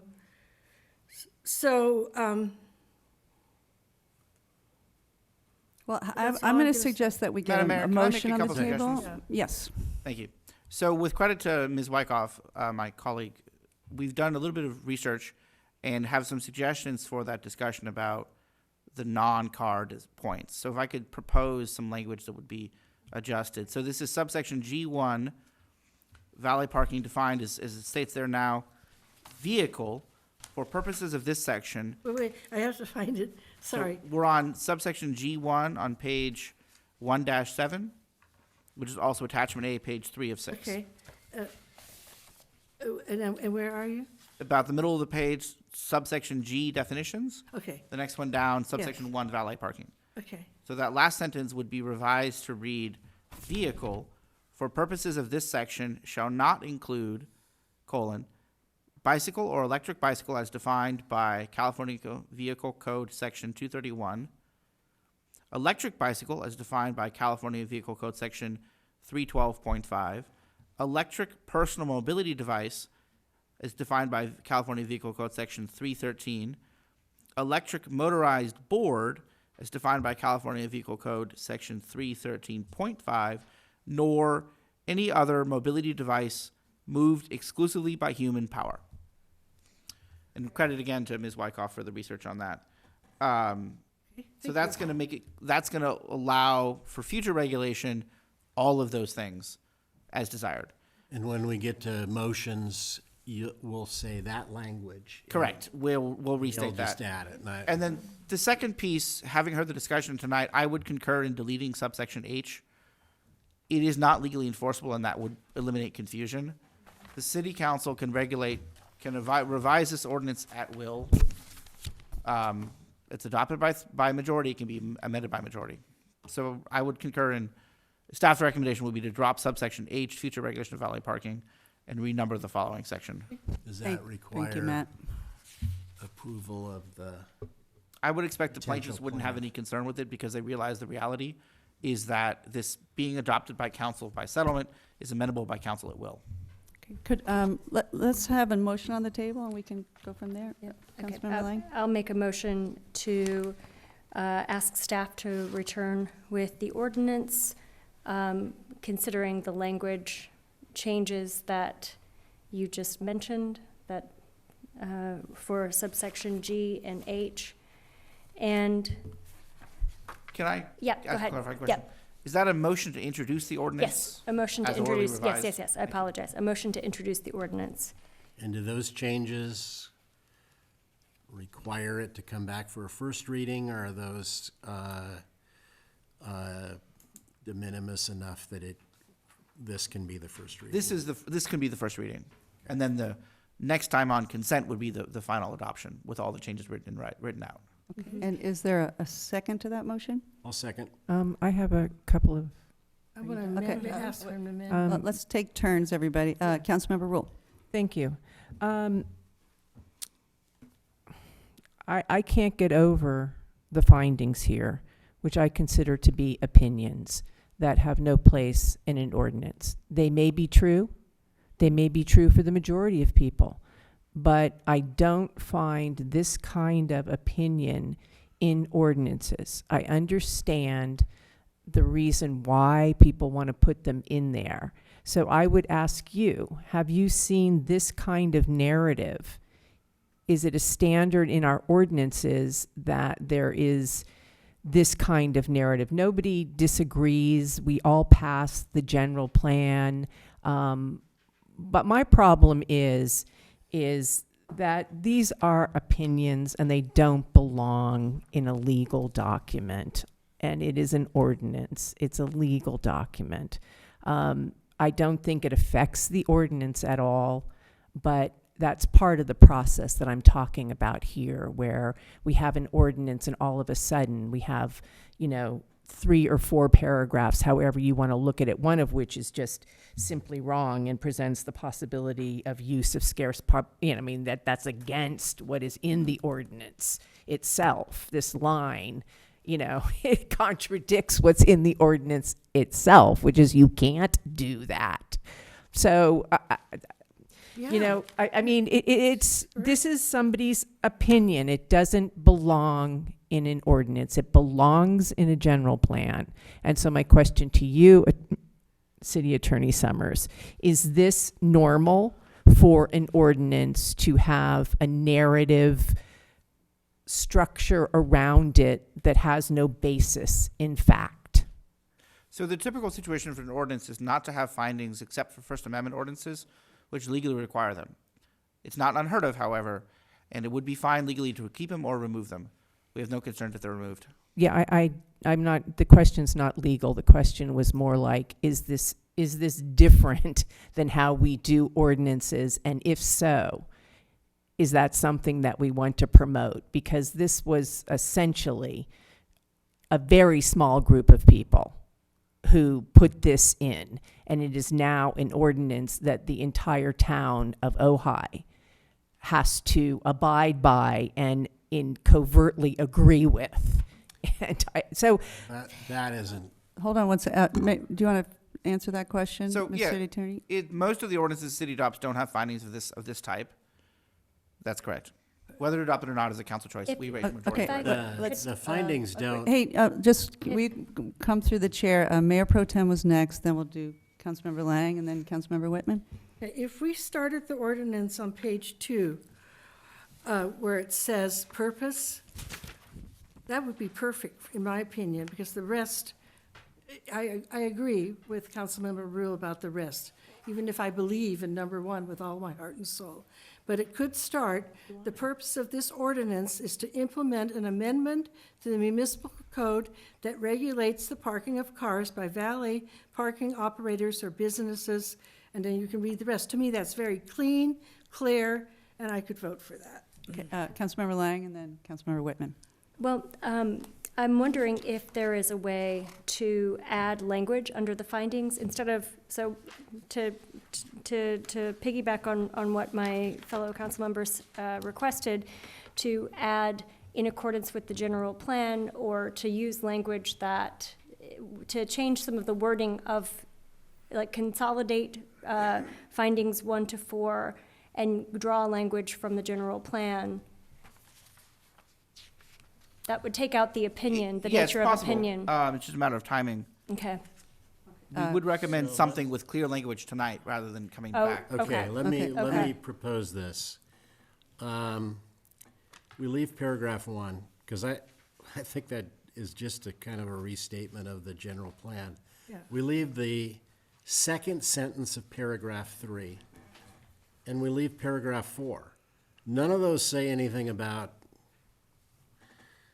values. They tell us why self-parking is important, and they tell us why multiple additional trips is potentially negative. Those are appropriate findings to make. Okay. I Right, have, so, just a sec, we have a motion and we have a second. Can we have one more round of comments and then we'll vote? Councilmember Rule. yeah, I mean, you know, if you wanted to say residents of Ojai value, that's fine. Number 2, there's absolutely no reason to have that there. You know, we know what the ordinance is intended to do, encourages people. This is once again just all, you know, it's just all pontificating. But finally, on 4, we have no way that statement, off-site valet parking impacts Ojai residents and their neighborhoods by increasing the number of vehicle trips to and from a business. First of all, that may be true, but what valet parking does avoid, and I'm not in any way suggesting that this is a good thing, but it stops people from driving around looking for a parking place and parking in front of your house. My point is that there's a pro and a con here, and we're really not being fair in what we're actually saying around the evaluation of this. And secondly, after the comment, and presents the possibility of using scarce public parking spaces on public, what does that even mean? There's a possibility that someone's going to park on the street, the valet parking people are going to park on the street. That is in contradiction to what is in the ordinance. And number 2, almost no valet parkers or valet companies allow that. So to me, Yeah. that's really bad. That's just bad ordinance, you know? Strike all And well, it- Okay, are you finished? Yeah, Okay, I and mean, I just would like to you know. remind, valet turns 2 trips into 4, so it doubles the number of car trips because, drop off, pick up, drop off, pick up. Anyway, let's, Wait. how about one more comment from Councilmember, or Mayor Pro Tem, and then let's vote. I lived in the downtown core. I know people circle around the block looking for a parking space. I do not agree that this is always true, increasing the number of vehicle trips to and from a business. Some people might even walk back to their car. They might pick up their keys, they might like the town so much, they want to walk back. I do not think, I would love to vote for all the good things that are in this ordinance, but I think it's much cleaner if you strike all 4 items and begin on page 2. We have plenty of time to promote all these other ideas. If that's what you believe, you can write an editorial, but it doesn't belong in the ordinance. Councilmember Lang, did you want to say something? Well, I was just going to see if we did, going back to Councilmember Whitman, I was going to jump in before you said strike all 4, but I was going to see if we could have the one, include 1, and then instead of 4 or instead of 2, just that second line in number 3. The ordinance encourages people to self-park and stroll downtown, thereby increasing foot traffic passing by local small businesses. So keeping number 1, which is in alignment with our general plan, and then just that second line of number 3. So we'll omit number 2, we'll omit number 4, and we'll omit that first line in number 3. That seems like we're taking a lot out of the ordinance that actually is the. Well, it's not the some of ordinance. It's Yeah, not it's the not ordinance. the- yeah. I mean, the Yeah. language, I'm sorry. Yeah, It's the findings. The so ordinance is still the it doesn't ordinance. create the rules. Okay. Yeah. So it The doesn't. rules are the rules Yeah. that come after that. Okay. That don't begin until section 3. So Mm-hmm. I'd support what Councilmember Lang has proposed, so if you want to amend was your motion in the first place? My motion was to adopt the ordinance with the modifications suggested by the city attorney for subsection, for section 10-2.14.11.5, subsection G, 1, and subsection H. And then with the modifications we specified with under the findings. Okay, so we have, Read the, I can you- summarize that Yeah. briefly. So, as I understand it, it would be to introduce the ordinances proposed with, going in order, some changes. Starting attachment A, page 1, which is the first page of the ordinance. Keep finding number 1, delete finding number 2. Keep only the second sentence of finding number 3, delete finding number 4. Next page, in section B2, purpose, adjust as discussed earlier, the western boundary of the area to be the intersection of the city boundary at Creek Road, along Creek Road to Saddle Lane and Creek Road intersection, then due west to a line coming due south from San Antonio Street, and then, as stated there, and then on page 3 of 6, modify subsection G1 to make it, to state that the vehicle, for purposes of this section, does not include bicycle, electric personal mobility device, electric motorized board, nor any other human-powered mobility device, with the subsections as read earlier. And then the next page, page 4 of 6, to delete subsection H and renumber the following section. okay, and is there a second for that motion? Yes. Okay, could we have the roll call, please, Weston? Yes, Mayor. Mayor Pro Tem Francina. Yes, with the understanding it's the first reading. Councilmember Lang. Yes. Councilmember Whitman. Yes. Mayor Sticks. Yes. Councilmember Rule. In the spirit of compromise, yes. Okay, motion Great. passes 5-0. Thank Can- you very much. Councilmember Lang, did you want to say something? Can I make a second motion? Sure. To ask staff to come back with a feasibility study, identifying the needs of, for parking assistance or parking options, a feasibility study for the needs assessment and feasibility study for mobility challenged individuals, and parking options for those people. Okay, is there a second for that? I'll second that. May I suggest possibly Yes. a little amendment to this? Perhaps we could, expand on mobility challenges. What about a mother with a newborn and 3 toddlers and a dog, and she'd just love to get out of her car?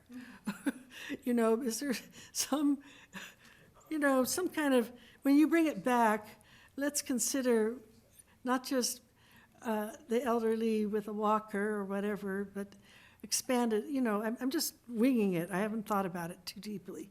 Did you have in mind that I these think would that- be people with handicap placard or? I think what we're looking at in this one is both persons who have a handicap placard from the state, but also persons who have mobility challenges that for a lot of reasons have not secured a disabled person's placard. Yeah. And that typically comes in 2 flavors, or 2 situations, not flavors. Temporary situations where somebody's recovering from surgery, has a cane for a month, but hasn't Yes. done the paperwork. Or 2, there are folks who have mobility challenges and for a lot of reasons rooted in personal autonomy and personal choices have not gone through the process of getting a placard. So the idea is to look at persons with a placard and that larger category. And if the council so chooses, we could expand to include Broken legs. family situations, something like that. Yeah. Okay, great. Let's keep it as expansive as we can. Humane. Just Yeah. Okay, well, we have a To start. motion and we have a second. Councilmember Whitman, you second that? No, you, Councilmember. Councilmember Yeah. Rule, I believe. Okay, I seconded roll it. call, please, Weston? Correct. Let's repeat that. So motion by Councilmember Lang with a second by Councilmember Rule to direct staff to conduct a feasibility and needs assessment as to public and private parking management strategies for persons with mobility challenges, and in writing it, consider expanded mobility challenges and temporary issues in that larger category. Thank you. All right. Mayor Sticks. Yes. Councilmember Lang. Yes. Councilmember Rule. Yes. Mayor Pro Tem Francina. Yes. Councilmember Whitman. Yes? Passes 5-0. Okay, wonderful. All right, well, thank you all for a productive meeting. Thanks for being here on a different Tuesday. We will see you next week. We're adjourned. Well done. Thank you all.